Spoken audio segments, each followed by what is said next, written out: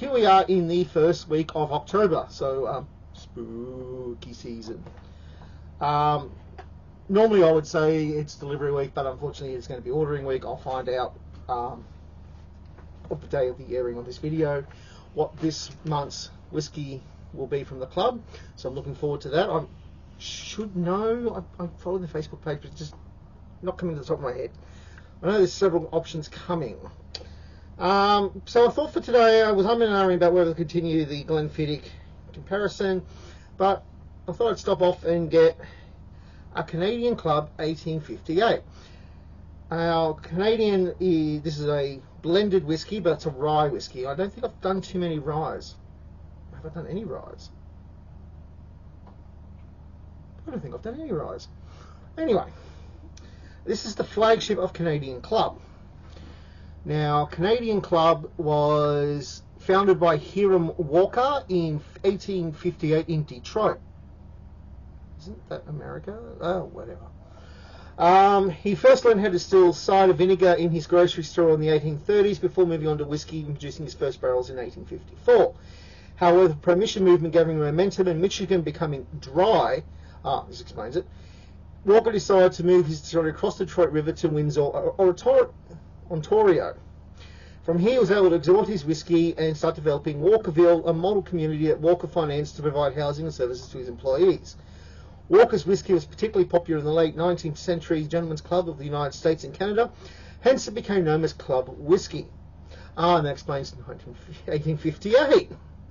Right, cool.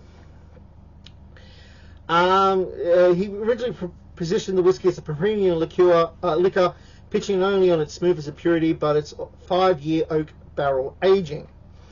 Club whiskey became very popular, and American distillers petitioned for the inclusion of the word Canada on the bottle to distinguish from the competing whiskies, thinking it would hamper the popularity of Walker's. This backfired, only making Club whiskey more exclusive. Walker saw this and changed the label again in 1889, adding the word Canadian on top of the label, distinguishing Walker's recipe for his whiskey and the other processes at the time. In 1890, the word Canadian was removed down to the bottom of the barrel, incorporated into the name of the whiskey. Walker's distillery passed upon his sons upon his death in 1899. At one point, Walker's employed almost the entire population of Walkerville, where they built police and fire stations, brought in running water, and installed streetlights. Well, it sounds like Disney World in Florida, but with whiskey. In 1890, the Ontario government acknowledged Walkerville as a legal town. It was incorporated into Windsor in 1935. During the years of Prohibition, one of the distillery's most important clients was the Chicago gangster Al Capone, who smuggled in thousands of cases of Canadian Club via route from Windsor to Detroit. Wow, what a history. Canadian Club has received the royal warrants of Queen Victoria, Edward the VII, George V, George VI, and Elizabeth II. Hiram Walker & Sons is the only North American distiller to have been granted a royal warrant. The Walker Distillery remains in production in Windsor. Canadian Club is now part of the Jim Beam portfolio. It's number 4 selling alcohol product behind Jim Beam Bourbon Whiskey, Sauza Tequila, and De Cooper Cordials. During the whiskey war between Canada and Denmark, Canadian Club was the usual bottle left by the Canadians. Whiskey war. Alright. So, okay, this is their flagship, in 1858. It's the base version, does not carry an age statement. Sold in more than 150 countries. It's the most popular line of Canadian Club and is often used as a mixer. In Australia and New Zealand, it is 74 proof, 37 ABV. So it's not a strong whiskey, but okay. Could be some fun. Okay, yeah, I'm more familiar with Canadian Club from the ads about, Canadian Club and Dry. So I imagine this probably mixes very well with a nice ginger ale. So yeah, alright, let's give it a go.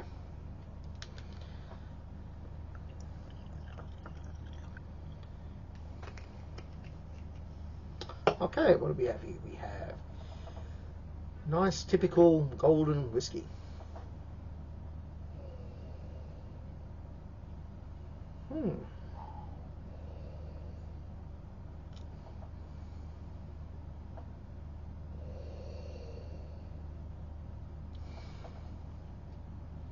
I'm not sure what to make of the aroma of this one. It's caramel, hints of oak.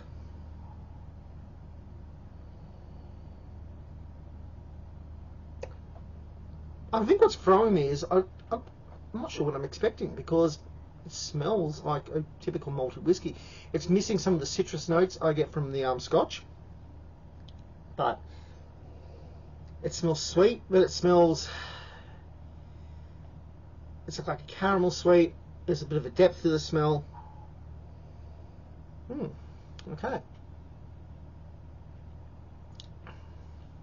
Oh, very smooth. Okay, there's a bit of pepper to it. Caramel.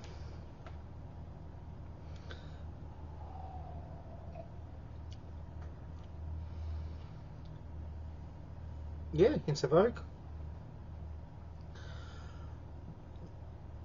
Yeah, it's a very simple whiskey. I can see why this is used as a mixer. There's nothing stands out about it on its own, but it's not bad. It's a very stereotypical whiskey, if that makes sense. Yeah. Okay. Cool. All right. Yeah. So I think I'm going to enjoy this. So next week will be delivery week. So maybe, fingers crossed, I might have something to try from the club. If not, we'll continue on with our Glenfiddich comparisons. Okay, until then, Santé. Oh, and yes, everyone, thank you for your very lovely sympathies for my passing of our beloved pet. It has meant a lot to us. We miss him, but such as being a pet owner. Okay, Santé.